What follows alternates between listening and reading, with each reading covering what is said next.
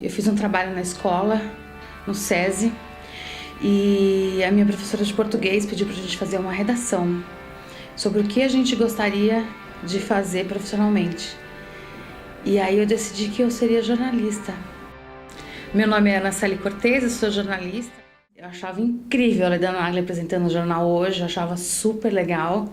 E eu achava que eu ia fazer aquilo. Quando efetivamente eu fiz a faculdade, eu já não tinha mais essa ilusão de TV, eu acho. Porque eu fui vendo que era muito difícil, né? São pouquíssimos apresentadores de telejornal. E eu gostava da bancada.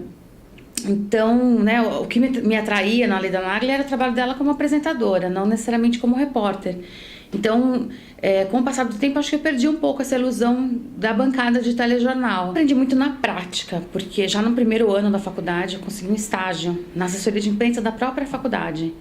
Então eu já comecei trabalhando. Então a faculdade era um complemento do que eu aprendia na prática, para falar bem a verdade.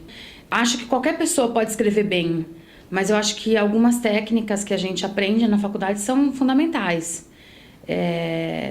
para uma boa redação jornalística, né? Embora, infelizmente, a gente veja muitos colegas fazendo bobagem.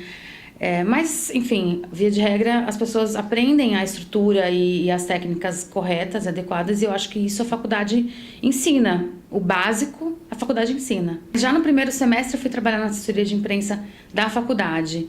Depois surgiu um estágio numa agência de assessoria de imprensa, e dessa para outra, e para outra, e para outra, e a minha carreira inteira foi em assessoria de imprensa. Ao contrário do que quem está na redação pensa, que o assessor de imprensa é muito mais marqueteiro do que jornalista, na verdade o assessor de imprensa ele tem que ter a visão das duas coisas.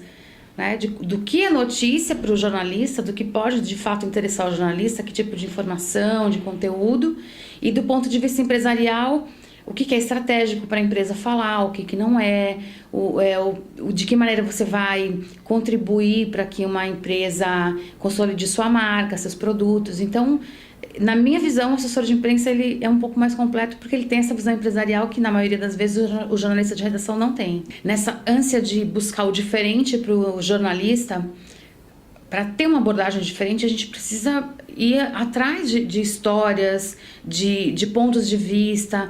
Então, a gente faz muito uma pesquisa também jornalística. É interessante que isso acaba ficando meio que esquecido para quem está de fora, né? Então, suponhamos que meu cliente tivesse um projeto de saneamento básico no interior e precisasse mostrar isso para a imprensa. Eu teria que ir lá, visitar o lugar, entrevistar as pessoas daquela região, saber o quanto aquilo muda a vida delas, por que aquilo é importante. Ia ter que entrevistar a prefeitura para dizer por que aquilo é legal, por que aquilo é bacana, quantas pessoas vão ser impactadas. O assessor de imprensa faz o trabalho jornalístico. Por menos que algumas pessoas acreditem que não, o assessor de imprensa é mais completo que um jornalista de redação. Uma das premissas, né, de assessoria de imprensa é não diferenciar o veículo. Então, se o jornalista está na Folha de São Paulo ou está na Gazeta do Bairro, não importa, ele é jornalista, ele tem que ser tratado da mesma maneira. Então, o bom assessor de imprensa ele não faz filtro pelo veículo, a não ser que seja um veículo que realmente não se adeque de maneira alguma. Você tem um produto que é para criança e alguém de uma revista, sei lá, masculina quer entrevistar seu cliente, tem alguma coisa errada, né? Não significa que seu cliente vai passar 2 horas conversando com a Gazeta do Bairro. Se ele tiver pouco tempo e tiver que priorizar, ele vai balancear de acordo com a relevância do veículo. É natural que isso aconteça. No momento que o jornalista é depreciado, ele nunca mais vai querer falar com aquela empresa. Ele sabe por que ele está sendo depreciado, preterido. Ele sabe, ele sente. O mundo da beleza, que foi onde eu me especializei, é muito prazeroso, né? As jornalistas são mais leves, os textos são mais leves, mais adjetivados. É um jornalismo mais suave, mais glamuroso. Se eu tivesse que dar uma dica de um segredo valioso, é procurar estágio desde o início. É evidente que você vai buscar estágio onde você tem mais identificação, mas não tem espaço para todo mundo em redação, não tem espaço para todo mundo em TV, não tem espaço para todo mundo em rádio. E a assessoria de imprensa tem que ser considerada, de todas as áreas do jornalismo, a assessoria de imprensa é que, em geral, paga melhor. Então, eu acredito que seja fundamental passar pelo menos por uma agência, por algum tempo que seja, para você ter essa vivência. A minha rotina hoje é muito mais tranquila. Eu abri mão de coisas muito legais de agência, que é justamente essa convivência, essa troca de experiência, esse networking. E também troquei a estabilidade de um salário fixo, etc., por ter uma qualidade de vida melhor, passar mais tempo em casa, me dedicar a outras coisas que eu gosto de fazer também. É diferente, né? Quem não tem disciplina não conseguiria fazer da maneira como eu faço e tantas outras pessoas. Eu trabalho como freelancer, então eu busco clientes na área de assessoria de imprensa e produção de conteúdo. Então eu voltei a escrever mais, porque em agência você acaba muito no corpo a corpo com jornalistas, telefone, evento. Não que você não escreva, você escreve. Mas eu escrevia menos em agência. E agora eu tô escrevendo mais. E tá sendo super prazeroso retomar isso. Eu já fui muito apaixonada pela minha profissão. Muito, muito, muito. Eu era, assim, alucinada, não media esforços. Eu amava o que eu fazia.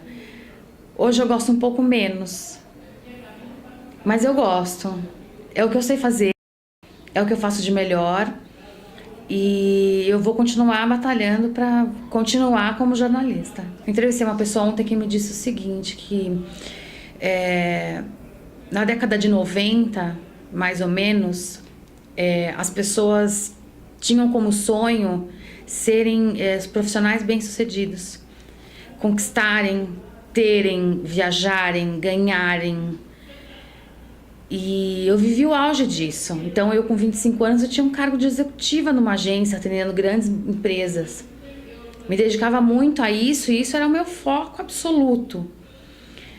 E essa pessoa que eu entrevistei ontem estava me dizendo que recentemente o maior desejo das pessoas é ter uma família, é ter uma relação de parceria com alguém.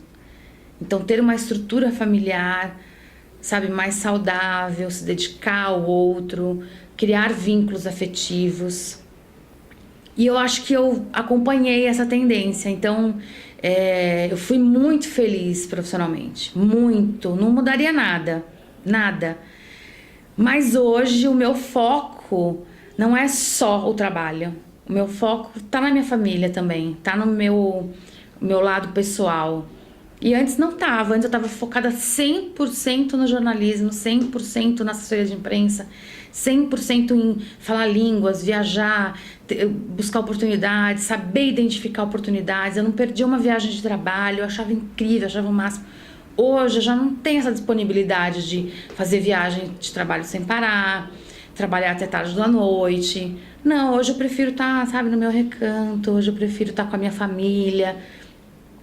E eu não acho engraçado, porque eu acho que a minha geração, as pessoas da minha geração têm um pouco de receio de admitir isso. Não sei porquê, eu não tenho. A gente muda ao longo da vida. E que bom que a gente muda.